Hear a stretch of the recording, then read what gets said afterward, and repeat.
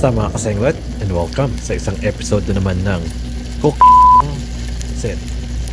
At ang lutuin natin for today's video ay Honey garlic wings with buttered corn. Mga kasenglot, ngayon gagawa tayo ng honey garlic wings with buttered corn, crispy at malasa, suwak sa pulutan, at pwedeng pang ulam. Tara, simulan na natin. Timplahan natin ang chicken wings. Lagyan ng asin, black pepper, garlic powder, paprika, at chili flakes. Para may kaunting anghang, haluing mabuti. Pagkatapos, iset aside muna natin sa hiwalay na bowl.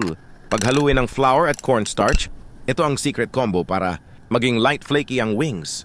Ihulog ang mga na-marinate na manok, tapos itos hanggang maging fully coated. Iprito ang wings by batch para pantay ang lutong.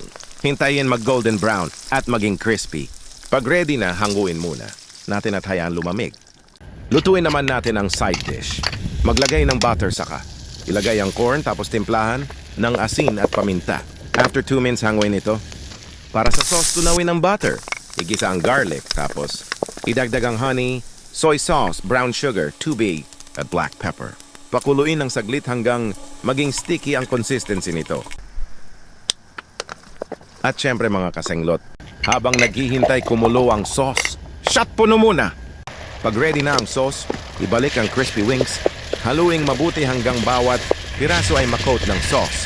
Lagay na rin ang buttered corn. Lutuin pa ng ilang minuto bago hanguin. Grabe amoy pa lang, pangpulutan na talaga.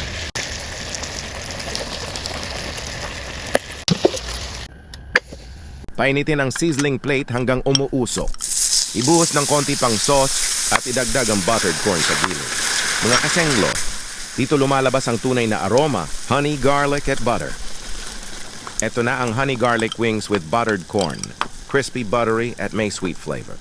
Pangulam, pangpulutan. Kaya itry nyo na rin.